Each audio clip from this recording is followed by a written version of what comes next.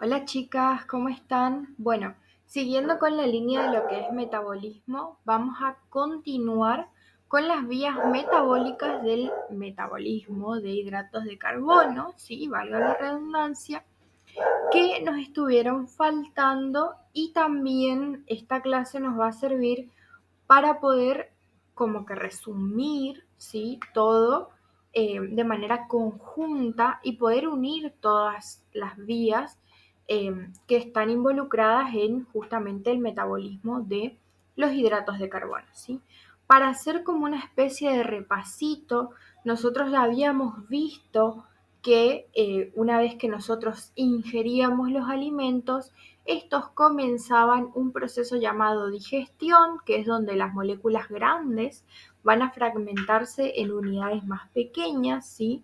Nosotros tratamos específicamente cuáles eran las enzimas que comenzaban la digestión de los hidratos de carbono, que estaría bueno pegarle un repasito, ¿sí? En la boca, cuáles actúan a medida que vamos avanzando en el sistema, qué otras están presentes, y acuérdense de cuando van a enfocar las enzimas, enfoquen por función, no tanto por el nombre de los compuestos que están eh, digiriendo, a menos que sean nombres comunes, en este caso sí sería importante. Bueno, a medida que vayamos pasando las clases, porque una vez que terminemos esto nos vamos a ir a lo que es metabolismo de lípidos y metabolismo de proteínas, vamos a darnos cuenta de que vamos a terminar teniendo una molécula en común, ¿sí? Que va a ser el acetil-CoA, que va a estar presente en el metabolismo de todos nuestros alimentos, ¿sí? Acuérdense también de que recién podemos hablar de absorción una vez que los alimentos están completamente digeridos. Antes de eso, nada se absorbe. Así que sí o sí tenemos que terminar el proceso de digestión para poder hablar del proceso de absorción. Una vez que la comida o los alimentos están completamente digeridos, ¿sí? O la mayor cantidad posible, entonces vamos a comenzar un proceso de absorción y después de esto recién puedo hablar de metabolismo y voy a llegar a una conclusión en el que nos vamos a dar cuenta de que todas eh, nuestros compuestos más simples se van a terminar por convertir en acetil-CoA o en algún metabolito que nos conecte a algunas vías, ¿sí? Y también vamos a ver que el fin de esto es justamente conseguir energía necesaria para realizar todas aquellas reacciones químicas que son esenciales para nuestra vida, ¿sí? Así que también vamos a incluir acá todo lo que es eh, la oxidación completa del acetil-CoA, ¿sí? Que tiene que ver con el ciclo de Krebs, y vamos a volver a repasar un poquitito qué era eso de la fosforilación oxidativa, más bien buscando ver cuál va a ser nuestra ganancia energética, ¿sí? Así que bueno, vamos a comenzar entonces con el metabolismo o con las vías metabólicas de los hidratos de carbono. Bueno, para el momento de la absorción, una vez ya digeridos, ¿sí? Todos nuestros hidratos de carbono, y cuando llegamos a moléculas más simples, por ejemplo, glucosa, galactosa y fructosa, entonces ahí sí podemos hablar de un proceso de absorción. Estas moléculas o compuestos se van a absorber a través del intestino delgado, ¿sí? De las células presentes en el intestino delgado, a través de proteínas específicas que nos van a servir para el transporte de estas sustancias. Y así también para el pasaje desde la célula hacia el resto de nuestro organismo, ¿sí?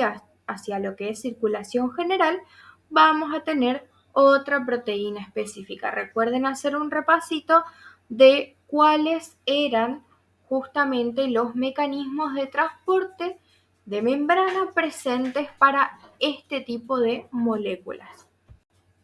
Una vez que los nutrientes fueron absorbidos por las células del intestino, estos son llevados por el sistema vena-porta hacia el hígado, en donde, acuérdense que estamos hablando en este caso de hidratos de carbono, por eso entonces vamos a nombrar a los azúcares, ¿sí? En este órgano, la glucosa va a ser almacenada como sustancia de reserva. El hígado nos está almacenando aproximadamente el 60% de la glucosa consumida. ¿Y cómo la va a almacenar? La va a almacenar en forma de glucógeno. Nosotros teníamos carbohidratos de reserva presentes tanto en cuerpos animales como en plantas, ¿sí? En organismos animales como en plantas. En plantas almacenábamos la glucosa en forma de almidón y en animales vamos a almacenar la glucosa en forma de glucógeno. Entonces, el hígado va, la mayor parte de la glucosa que ingresa al organismo, lo va a almacenar y otra parte, aproximadamente el 40%, la va a alargar a circulación para ser absorbida por el resto de las células, ¿sí? En este esquema nosotros podemos ver un resumen general de lo que es el metabolismo de los hidratos de carbono. Entonces, una vez que los monosacáridos ingresan al hígado, pueden almacenarse, ¿sí? Dijimos que una parte se iba a almacenar en forma de glucógeno, pasando por un proceso de glucógenogénesis, y otra parte de la glucosa se iba a ir a circulación, o sea que iba a pasar a sangre, ¿sí? Para ser consumida por las demás células. Y acá en este esquema nosotros podemos ver que dentro del mismo hígado nos dice que la glucosa también puede ser metabolizada. Recuerden que el hígado, además de tener esta función, ¿sí? de reservar el azúcar, también necesita azúcar para poder realizar sus propios procesos. Por lo tanto, parte de la glucosa, ¿sí?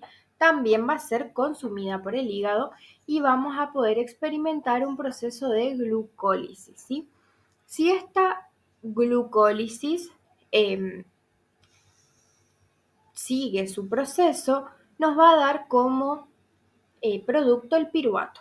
Nosotros habíamos visto que esto se daba en todas las situaciones, ¿sí? Se da en el citoplasma, en donde la glucosa, por medio de esta vía metabólica, pasa a piruvato, ¿sí? Ahora bien, la glucosa que pasó a circulación va a ingresar a las diferentes células del organismo, pero particularmente cuando ingresa a lo que es músculo, ella puede también almacenarse en forma de glucógeno, ¿sí? Esto de almacenar el azúcar se da principalmente en lo que es hígado y músculo. También pasa en otras células, pero principalmente se da en este tipo de tejidos, ¿sí? Ahora bien, el músculo puede metabolizar el glucógeno y pasarlo directamente a glucosa 6-fosfato, ¿sí? Ahora vamos a pegar una repasadita de por qué pasa eso. Y la glucosa 6-fosfato, por medio de la glucólisis, va a pasar a piruvato.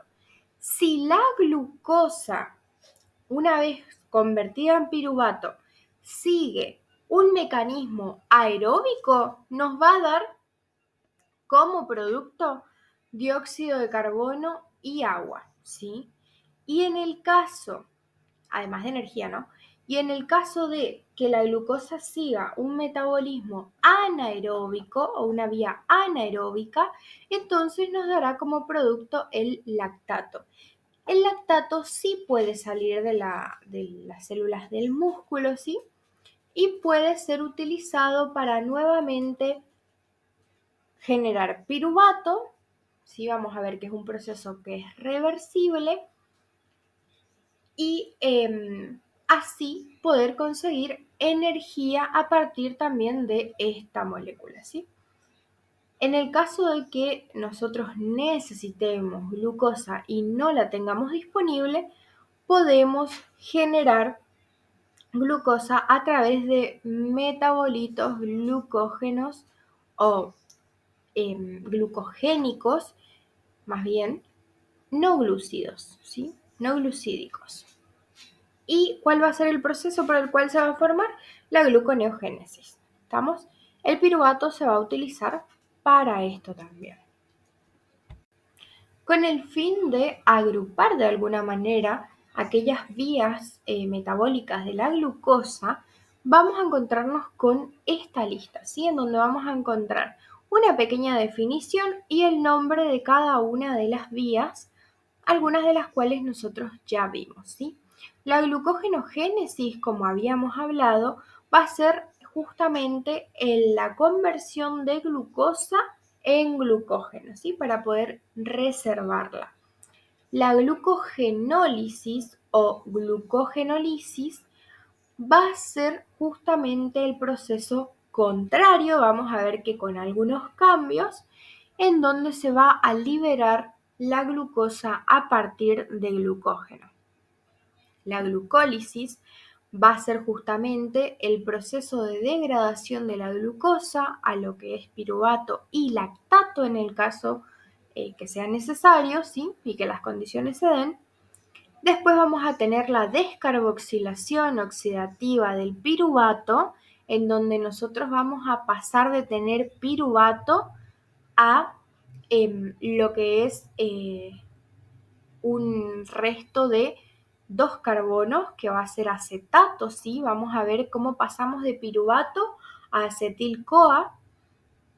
Y luego vamos a tener el ciclo del ácido cítrico, que va a ser en el cual va a ingresar ese acetil-CoA y a partir del cual vamos a obtener dióxido de carbono y agua, ¿sí? Vamos a ver cómo este ciclo nos aporta muchísima energía y vamos a ver en forma de qué nos está aportando.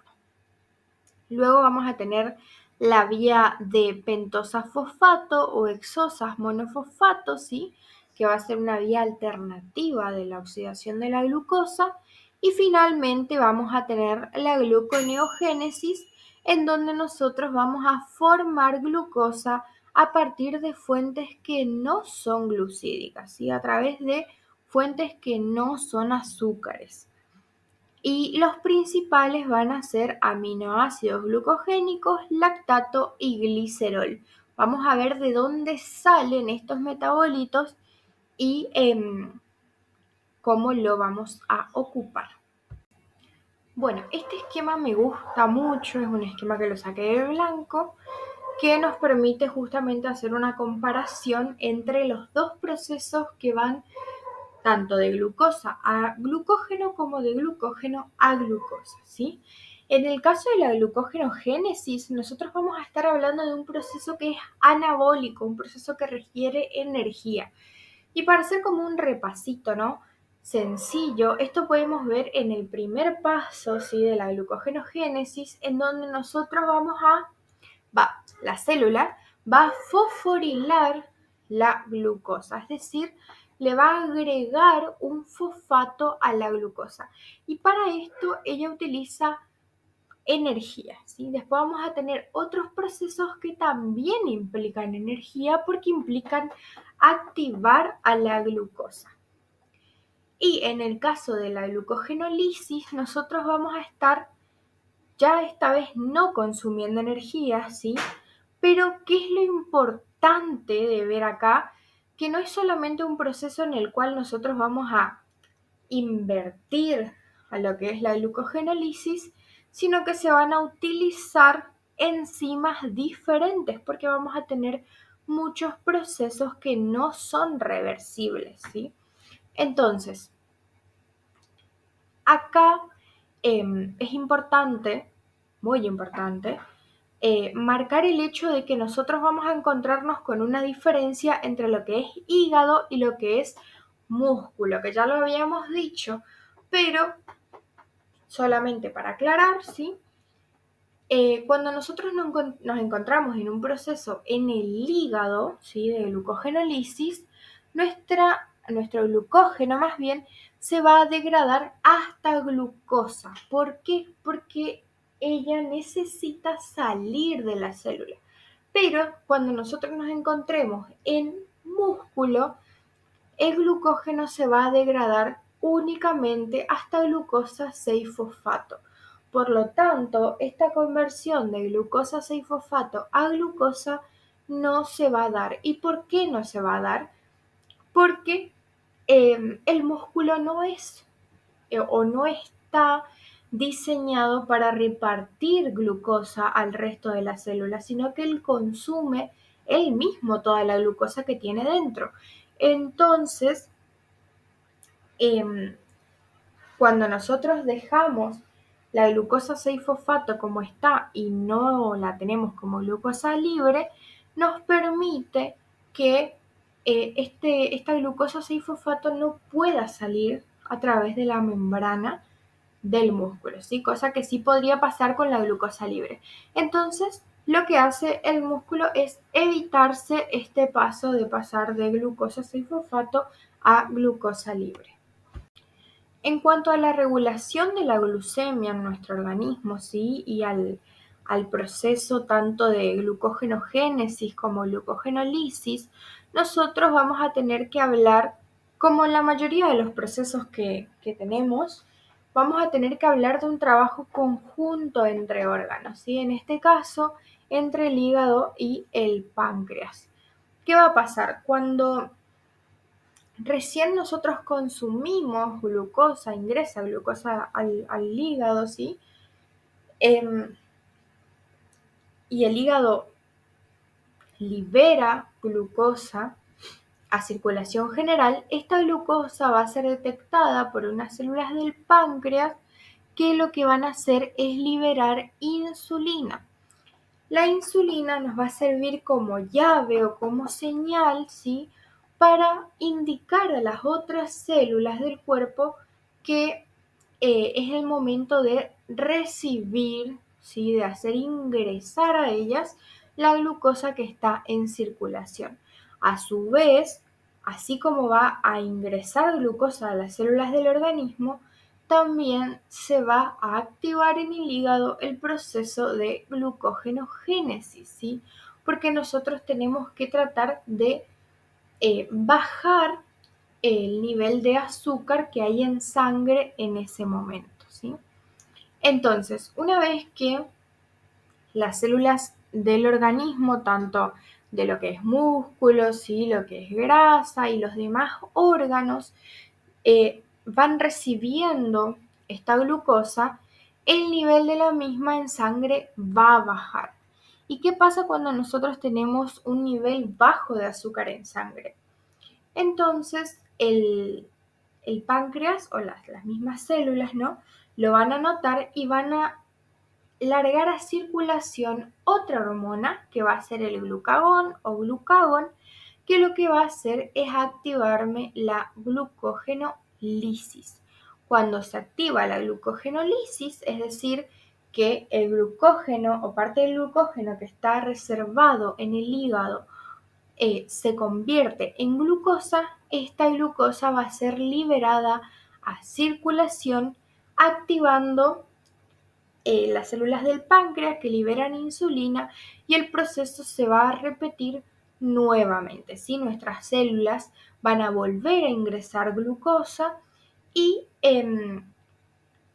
se va a volver a iniciar el proceso de glucogenogénesis hasta que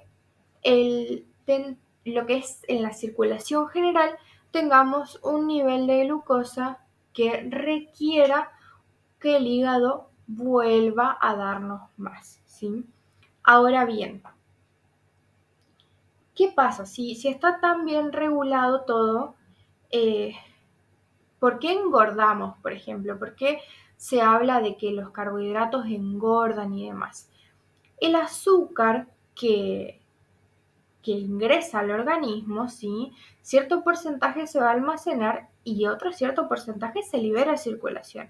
Las células van a ingresar adentro de sus membranas el azúcar que es necesario para sus actividades metabólicas, ¿sí? Entonces, aquel azúcar que no se utiliza y que es un sobrante, si se quiere, se va a almacenar en las células adiposas en forma de triglicéridos. Entonces, ¿qué pasa? Cuando vuelve a bajar el azúcar, no es que nuestras células adiposas van a liberar azúcar, no, el cuerpo le pide al hígado que vuelva a liberar. Por eso, los carbohidratos que consumimos en exceso se transforman en grasa. ¿Esto quiere decir que los carbohidratos sean malos? No, ningún grupo de alimentos es malo.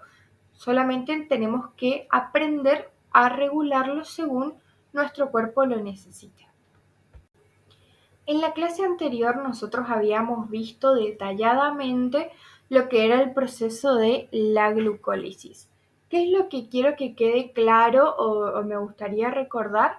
Lo que es el balance energético, ¿sí? Nosotros en el proceso de la glucólisis vamos a consumir 2 moles de ATP y vamos a producir 4 moles de ATP, esto considerando que nuestra fructosa 1,6-bifosfato se va a dividir en dos compuestos, ¿sí? en dos triosas, porque recuerden que la fructosa era una hexosa, por lo tanto es un carbohidrato que tiene 6 carbonos, ¿sí? Entonces se nos va a dividir en 2 moléculas de 3 carbonos cada una, por lo tanto a partir de lo que es la producción de glicerol 3-fosfato, nosotros vamos a tener que multiplicar todas las ganancias por 2, ¿sí? Y todo el proceso se va a multiplicar por 2, ¿sí? Porque el DAP constantemente se va a estar convirtiendo en glicerol 3-fosfato. Bueno, entonces nosotros vamos a tener una ganancia neta de 2 moles de ATP, ¿sí? Y lo que también podemos notar acá es que justamente aparece la conversión de piruvato a lactato, ¿sí? Esto es importante, ¿por qué? Porque cuando, sobre todo en el músculo, cuando nosotros nos encontramos en una actividad de ejercicio intenso y nuestro músculo actúa o hace sus procesos de manera anaeróbica, entonces nuestro piruvato se va a convertir en lactato, ¿sí? Y el lactato después va a ser utilizado para otros procesos metabólicos. Bien, ahora el piruvato que se obtuvo de la glucólisis en el citoplasma se va a trasladar hacia la matriz mitocondrial, en donde va a continuar con los procesos oxidativos a través de las diferentes vías metabólicas que nos faltan, ¿sí? Para obtener justamente los productos finales de la degradación de la glucosa. Nosotros tenemos que recordar y tener presente que tenemos 2 moles de piruvato por cada mol de glucosa que ingresa a la vía glucolítica, ¿sí? Ahora vamos a ver el proceso de descarboxilación oxidativa del piruvato. En este proceso va a intervenir un complejo enzimático que es la piruvato deshidrogenasa, ¿sí? En donde nosotros vamos a tener involucradas 3 enzimas. Cada enzima va a contar con la participación de cofactores específicos, ¿sí? La primera enzima que actúa va a ser la piruvato descarboxilasa, que tiene como grupo prostético, acuérdense que va a ser un factor unido fuertemente a la enzima, a lo que conocemos como TTP o tiamina pirofosfato. ¿Qué va a pasar? Que por acción de esta enzima, el piruvato va a liberar una molécula de dióxido de carbono. Por lo tanto, se va a producir una descarboxilación y nos va a quedar como producto un hidroxietilo, ¿sí? Que va a tener 2 carbonos. La tiamina o pirofosfato se va o va a enlazar el hidroxietilo que se va a oxidar a acetilo, ¿sí? Y lo va a ceder al ácido lipoico, que va a ser el cofactor presente en la otra enzima, a la vez que se va a regenerar. Si recuerden siempre que el cofactor no nos va a quedar como producto, sino que se va a regenerar en la reacción, ¿sí? ¿Por qué? Porque es un grupo prostético, está fuertemente unido a la enzima, por lo tanto se tiene que regenerar dentro de la reacción. Después vamos a tener dos reacciones que van a ser catalizadas por la enzima dihidrolipoil transacetilasa. En primer lugar, el ácido lipoico, que va a ser el primer cofactor que actúa con la enzima, en su estructura nos va a presentar un anillo, ¿sí? Que se va a mantener unido a través de un puente disulfuro, que nosotros podemos ver como un enlace azufre-azufre. Entonces, para poder tomar al grupo acilo que habíamos armado, sí o sí va a tener que romperse este enlace. Una vez que se rompe el enlace azufre-azufre, entonces el ácido lipoico va a tomar al grupo acetilo, ¿sí? En la próxima etapa, nosotros vamos a tener un segundo sustrato, que es el otro cofactor que va a actuar con la dihidrolipoil transacetilasa, ¿sí? Que va a ser la coenzima A. Esta coenzima se va a enlazar con el grupo acetilo y ahí vamos a obtener el acetil-CoA, ¿sí? Al ser liberado el acetilo, el ácido lipoico se va a reducir totalmente y, como también es un grupo prostético, se va a regenerar en la reacción cediendo los protones, ¿sí? O los hidrógenos que se redujeron a el cofactor de la tercera enzima. Y acá es donde entra a participar la dihidrolipoil deshidrogenasa, ¿sí? Ahora va a ingresar a actuar la tercera enzima, ¿sí? La dihidrolipoil deshidrogenasa, primeramente con un FAD como cofactor. Este va a ser el único caso en donde el FAD va a actuar como un grupo prostético, o sea que va a estar fuertemente unido a la enzima, ¿sí? El ácido lipoico le va a ceder los protones al FAD, que como consecuencia se va a reducir. Entonces nosotros vamos a tener FAD reducido, ¿sí? Y el ácido lipoico se va a regenerar en la reacción. Y como el FAD oxidado, ¿sí? Es un grupo prostético, nosotros tenemos que regenerar esto en la vía. Entonces, ahora sí se va a utilizar en segunda instancia un NAD oxidado, ¿sí? Como segundo sustrato, que va a tomar los hidrógenos del FAD reducido y va a oxidar el FAD y se va a reducir el NAD. Este NAD reducido después va a tener que regenerarse, ¿sí? Acuérdense que todos nuestros cofactores los regenerábamos. Eso también habíamos visto en la clase anterior. Ahora bien, este es todo el proceso de lo que es la descarboxilación oxidativa. ¿Cuál va a ser nuestra reacción total entonces? Nosotros vamos a ingresar a la vía piruvato, ¿sí? Vamos a tener como reactivo también la coenzima A y el NAD oxidado. ¿Por qué no tomamos como reactivos el ácido lipoico y el FAT? ¿Por qué? Porque ellos, y también la tiamina pirofosfato, sí que habíamos ocupado. Porque ellos, al estar fuertemente unidos a las enzimas que trabajan en estas reacciones, se regeneran en la misma reacción, entonces no van a aparecer en nuestro balance total, ¿sí? Y como productos vamos a tener el acetil-CoA, que es justamente este metabolito que tanto necesitamos, y vamos a tener un NAD reducido que se va a tener que regenerar en algún momento, y vamos a tener también dióxido de carbono. Entonces, el producto que va a continuar la degradación de la glucosa va a ser el acetil-CoA, ¿sí? Es un metabolito central, vamos a decir. ¿Por qué? porque va a ser producto de degradación tanto de hidratos de carbono como de proteínas y de lípidos. Además, porque a partir de justamente este producto se puede continuar la degradación del acetilo, ¿sí? O también se puede sintetizar otros nutrientes como colesterol, ácidos grasos y cuerpos cetónicos. En la matriz mitocondrial se va a seguir degradando el acetil-CoA y va a comenzar el ciclo de Krebs o ciclo del ácido cítrico, ¿sí?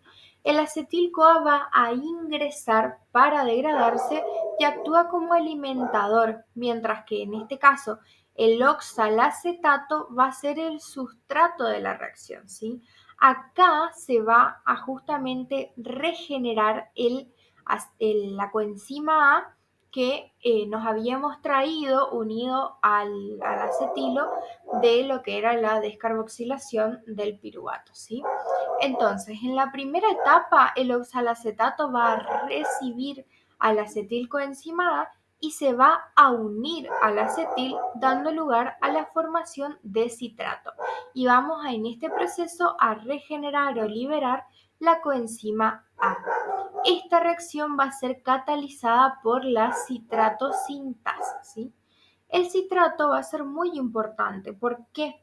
Porque a través de él nosotros podemos trasladar al acetil-CoA para que se pueda llevar a cabo la biosíntesis de ácidos grasos en el citoplasma, por ejemplo. Pero, siguiendo en este ciclo, el citrato se va a transformar en isocitrato con ayuda de la conitasa y esta reacción va a ser reversible. Luego, el isocitrato va a sufrir una oxidación a alfa-cetoglutarato, ¿sí? Que va a estar catalizada por una deshidrogenasa y que utiliza como cofactor al NAD oxidado que se va a transformar en NAD reducido. En esta etapa vamos a ver que ocurre la primera descarboxilación, o sea que liberamos dióxido de carbono. El alfa-cetoglutarato, a través de otra deshidrogenasa, ¿sí? Se va a oxidar a succinil-CoA y acá vamos a tener otra descarboxilación, ¿sí? Va a ser la segunda descarboxilación. Esta descarboxilación se va a llevar a cabo con la ayuda de una coenzima A que va a ingresar al ciclo y de esta manera se hace irreversible la reacción. A su vez, también vamos a tener un NAD oxidado que se va a reducir, ¿sí? Y después vamos a ver qué pasa con estos NAD reducidos que están presentes en este ciclo. En la siguiente reacción, el succinilcoenzima A o succinil-CoA va a liberar a la coenzima A, ¿sí? Se va a ir otra vez a la matriz mitocondrial gracias a que va a ingresar un fosfato inorgánico, ¿sí? Que va a permitir la liberación. Acá nosotros vamos a utilizar un GDP que se va a transformar en GTP luego de que se una al fosfato inorgánico, ¿sí? Ahora, energéticamente hablando, recuerden que GTP es lo mismo que decir ATP, ¿sí? Esta reacción va a ser catalizada por una sintasa, ¿sí? Luego, el succinato con una enzima deshidrogenasa y teniendo como cofactor al FAT se va a convertir en fumarato, ¿sí? Es importante también marcar acá que vamos a tener como consecuencia de esta reacción la presencia o la obtención más bien de FAT reducido, sí que tenía que entrar a uno de nuestros trenes porque también nos aporta electrones de alta energía, así como los NAD reducidos. Bueno, el fumarato se va a transformar en malato mediante una reacción de hidratación, por eso nosotros vemos que se incorpora una molécula de agua, ¿sí? Y la enzima que va a actuar en esta reacción va a ser una hidratasa. Y por último, el malato se forma nuevamente en su sustrato, que va a ser el oxalacetato, gracias a la malato deshidrogenasa, que tiene como cofactor al NAD oxidado, que se va a reducir justamente a NAD reducido. Cuando nosotros analizamos, ¿sí?, el ciclo completo, nosotros podemos notar que se va a degradar la glucosa inicial a dióxido de carbono, agua y ATP. Y ustedes me dirán, ¿dióxido de carbono y agua? Bueno, porque lo podemos ver. Pero, ¿y por qué ATP? Porque, como yo les había mencionado y lo habíamos hablado en la clase pasada, los NAD reducidos y los FAT reducidos nos aportan electrones de alta energía que van a ir a la cadena transportadora de electrones, ¿sí? Que fue cuando nosotros hablábamos de fosforilación oxidativa y demás. Y allí van a ser convertidos en ATP, ¿sí?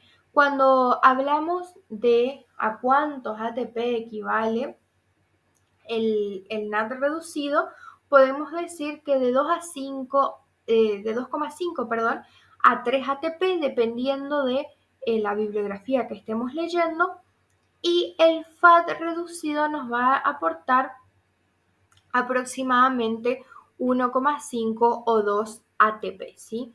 Y en el caso del GTP, bueno, dijimos que energéticamente hablando era lo mismo que un ATP. Ahora bien, la vía metabólica más importante en cuanto a energéticamente hablando va a ser el ciclo de Krebs. ¿Por qué? Porque nos aporta mayor energía, ¿sí?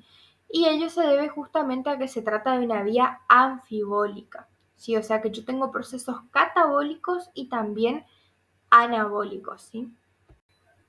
Entonces, habíamos dicho que cuando hablábamos de ciclo de Krebs, hablábamos de una vía anfibólica, ¿sí? ¿Por qué?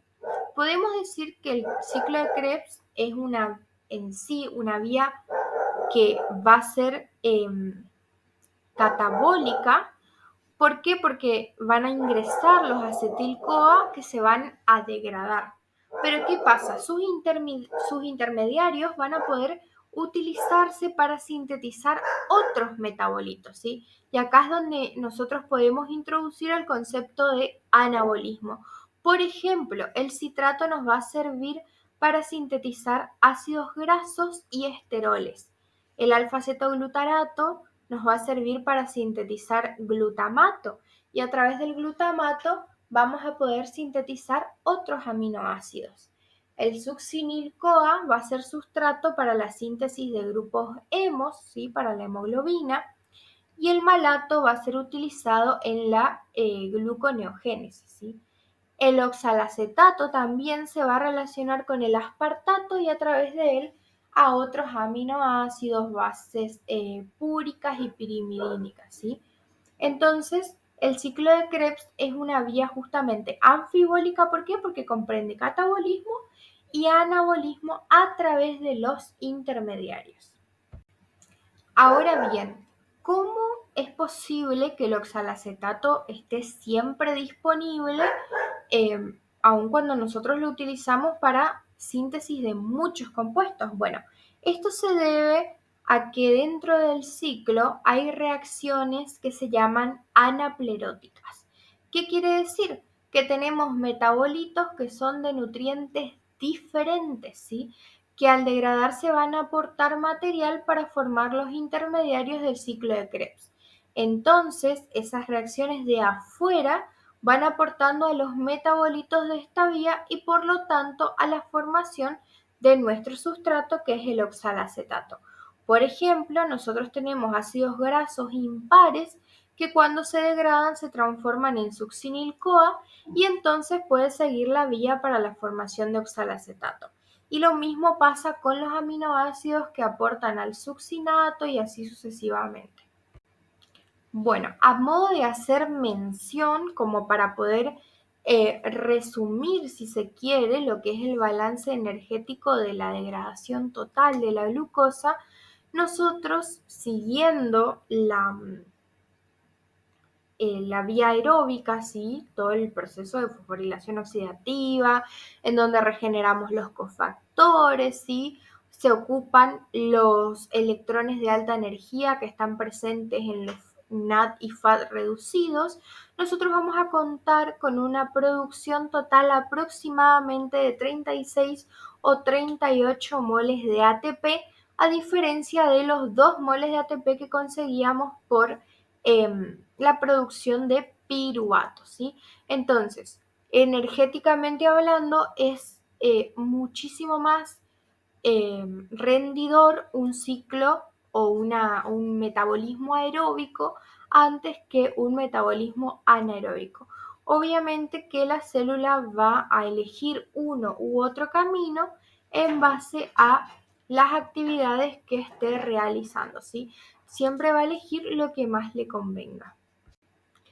Bueno, vamos entonces con la siguiente vía metabólica de los hidratos de carbono, ¿sí? Vamos a hablar de la vía de las pentosas o de las hexosas monofosfatos, ¿sí? Se da en el citoplasma de prácticamente todas las células. Luego de que la glucosa va a ingresar a la célula del organismo, lo primero que tiene que ocurrir es la fosforilación, como nosotros habíamos dicho. ¿Para qué? Justamente para que la glucosa quede atrapada en el interior de la célula. Esta glucosa 6-fosfato va a tener 3 opciones de vías metabólicas, ¿sí? Y una de ellas va a ser justamente la vía de las hexosas monofosfato. En esta vía se podría decir vamos a tener dos fases, ¿sí?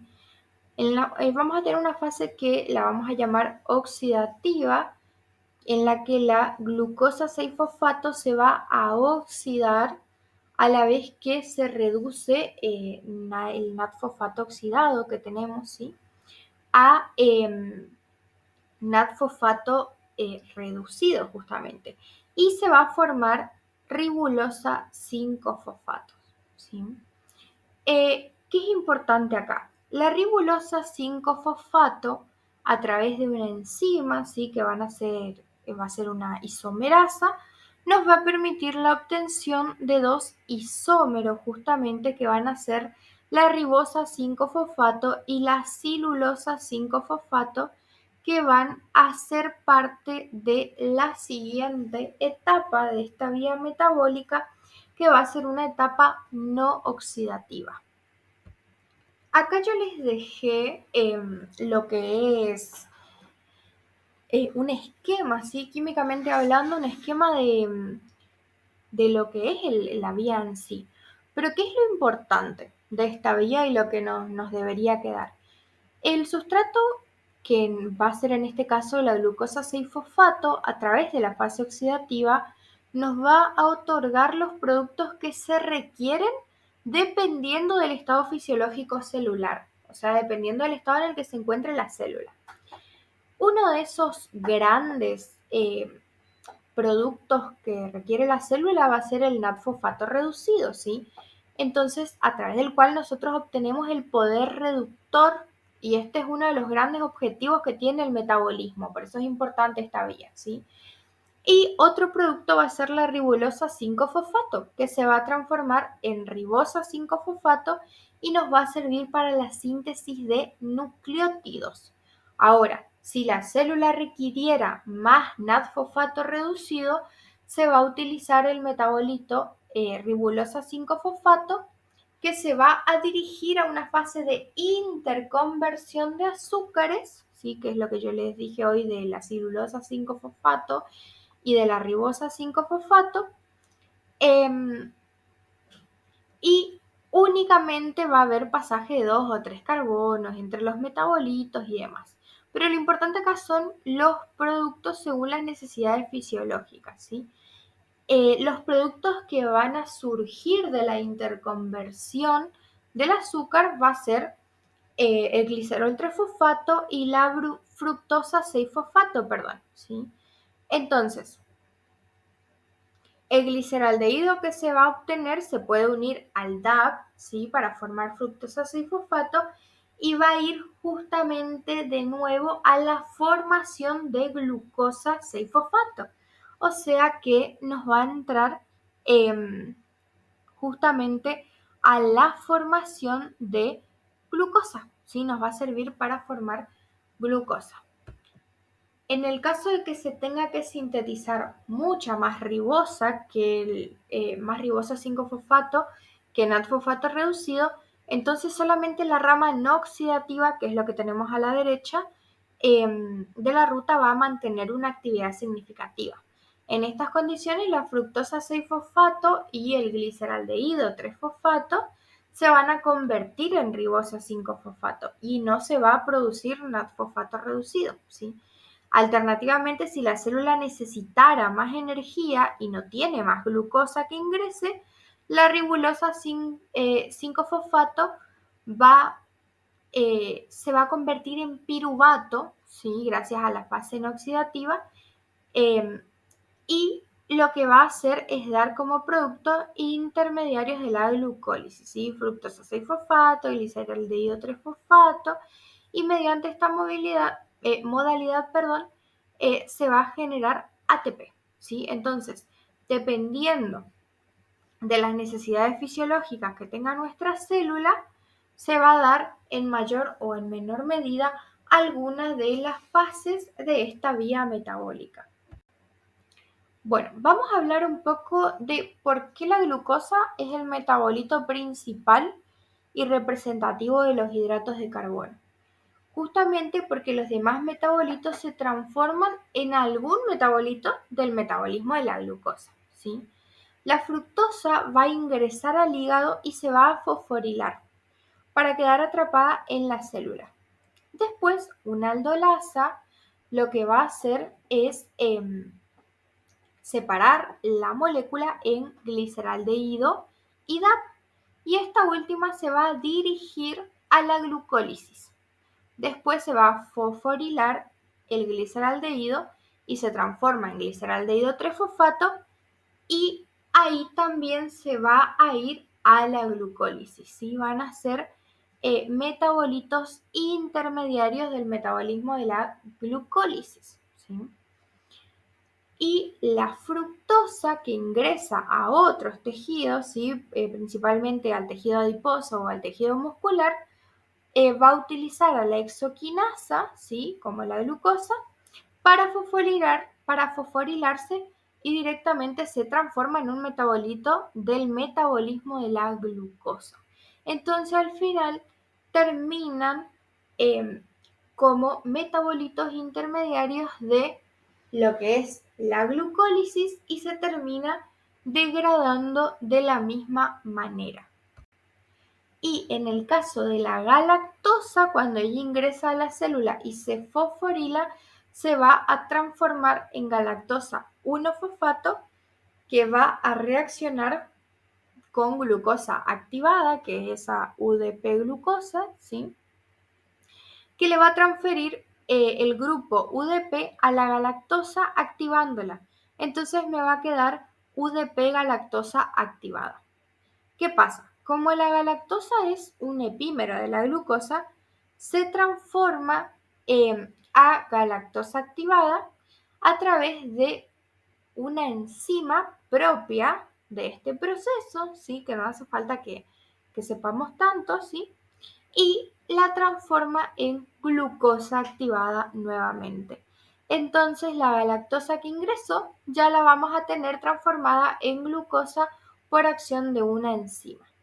A su vez, la glucosa que se dio, el UDP, se va a transformar en glucosa 1-fosfato, que puede seguir la vía gluconeogénica o la vía glucolítica, ¿sí?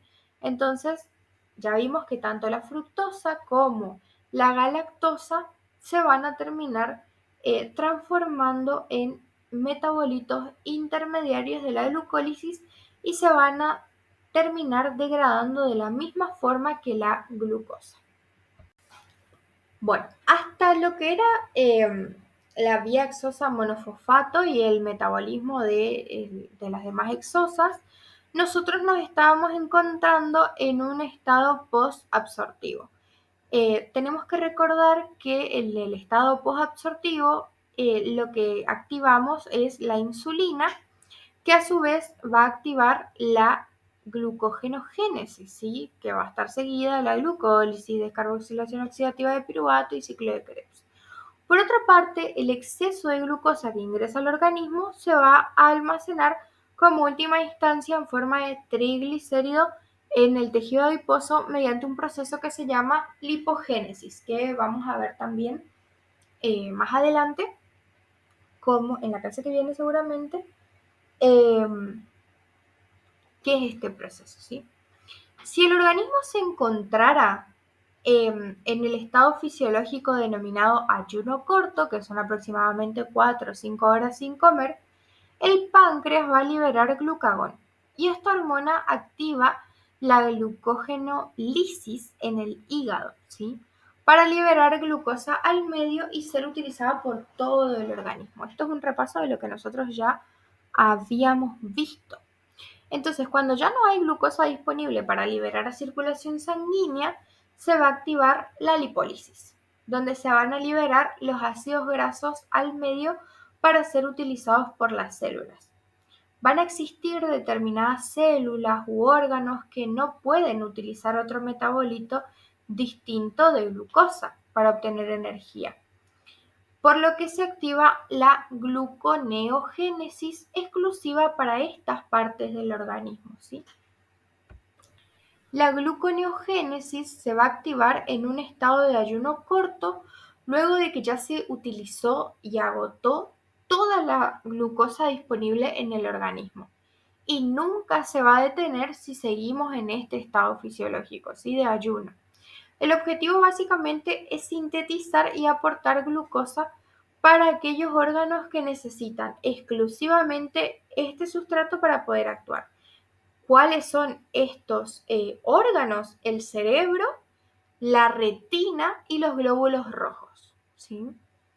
Esta vía se va a llevar a cabo principalmente en el hígado, también se lleva a cabo en la corteza renal y en el epitelio intestinal, ya que estos van a ser los órganos que contienen las enzimas, necesarias para desarrollar la vía. No podemos decir que la gluconeogénesis es una simple inversión de la glucólisis, ya que esta última va a poseer etapas que son irreversibles, ¿sí? O que son etapas de control, en donde nosotros requerimos enzimas específicas para volver hacia atrás en la vía, distintas a las que se utilizaron para llevar a cabo en el proceso de glucólisis. También se van a diferenciar en que en la glucólisis la glucosa es degradada para aportar energía en forma de ATP, mientras que en la gluconeogénesis se requiere energía para poder sintetizar la glucosa. Por lo tanto, para que pueda llevarse a cabo en la vía gluconeogénica, nosotros tenemos que tener dos condiciones especiales. Primero, la célula tiene que tener disponibilidad de ATP y segundo, la célula tiene que tener disponibilidad de sustratos, ¿sí? Es decir, el organismo tiene que estar en estado de ayuno para que se desencadene la gluconeogénesis. Esta vía va a ser síntesis de glucosa a partir de sustratos no glucídicos. Por ejemplo, no puede ser el sustrato un piruvato, porque el piruvato es un metabolito glucídico, porque justamente se formó a partir de la degradación de la glucosa. Hacer una aclaración acá. Cuando nosotros hablamos de glucólisis, hablamos hasta la obtención del piruvato. Después ya pasamos a lo que es el proceso de descarboxilación oxidativa, si estamos en mitocondria, y si la célula está en estado de anaerobiosis, producíamos lactato. Por eso sí podemos utilizar el lactato como sustrato para la gluconeogénesis, porque no es sustrato glucosídico. Los sustratos de esta vía van a ser, primero, lactato, alanina, ¿sí? Van a ser, básicamente son los primeros aminoácidos que se aporta de los músculos y va a ser el que está disponible, luego de realizar ejercicio, ¿sí? Y aminoácidos en general. Todos los aminoácidos se pueden transformar en piruvato y van a ingresar a la gluconeogénesis, ¿sí? Por otra parte, otro sustrato de la vía puede ser ácidos grasos de cadena impar. Cada uno va a aportar propionil, que va a actuar como sustrato gluconeogénico, ¿sí? El propionil va a ingresar a través del succinil-CoA al ciclo de Krebs y aporta para ir a regenerar al sustrato que es el oxalacetato. Los ácidos grasos de cadena par no nos aportan sustrato para la gluconeogénesis porque al degradarse totalmente aportarían únicamente acetil-CoA, que va a ser el sustrato alimentador del ciclo de Krebs, por lo que ingresar al ciclo sería completamente degradado y no va a poder ser sustrato de la gluconeogénesis. Entonces, los ácidos grasos de cadena impar van a ingresar al ciclo a nivel del oxalacetato. Y otro sustrato para esta vía va a ser el glicerol trifosfato, que se obtenía a través de la degradación de los triglicéridos en el tejido adiposo, ¿sí? Los triglicéridos van a estar formados por 3 ácidos grasos que están unidos a una molécula de glicerol. Y luego de la degradación de los triglicéridos se los libera o se liberan los productos a circulación sanguínea y por su parte el glicerol se va a dirigir al hígado en donde este órgano lo va a activar fosforilándolo y así vamos a obtener glicerol 3-fosfato que va a ser sustrato gluconeogénico a través de lo que era el DAP. ¿Sí? ¿Se acuerdan que había una parte de la glucólisis en donde nosotros dividíamos la fructosa 1,6-bifosfato en DAP y glicerol 3-fosfato? Bueno, ingresa el glicerol 3-fosfato a la vía gluconeogénica en este punto, ¿sí? Ahora, ¿qué pregunta yo podría hacer acerca de esta vía? Si yo les podría preguntar cómo obtenemos glucosa a partir del lactato, por ejemplo. Entonces, ustedes me tendrían que decir, el lactato se convierte en piruvato, el cual tiene que trasladarse a matriz mitocondrial, porque ahí nosotros tenemos la enzima indicada para esto, ¿sí? Que lo va a carboxilar y va a producir oxalacetato. Esta enzima va a requerir de un grupo prostético, ¿sí? O de una coenzima o cofactor que va a actuar como transportador de dióxido de carbono activado, ¿sí? ¿Por qué? Porque nos dona fácilmente el dióxido de carbono. La biotina, ¿sí? Que va a ser el cofactor de la piruvato carboxilasa, va a ser activa por acetil-CoA y por ATP.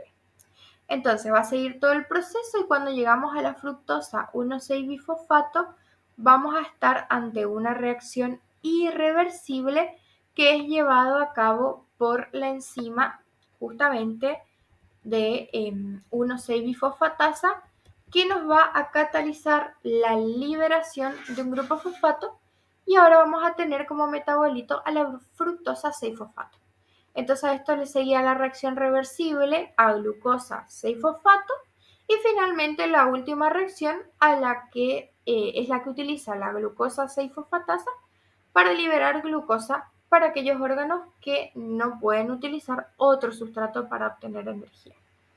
Entonces hasta acá estamos. Estos serían todas las vías metabólicas en donde están involucrados los hidratos de carbono. Nos estaríamos encontrando en la próxima clase y ya estaríamos viendo lo que es digestión y absorción de lípidos y quizá de proteínas. Vamos a ver cómo organizamos un poco eso. Bueno, nos estamos viendo y cualquier duda ya saben que me pueden consultar.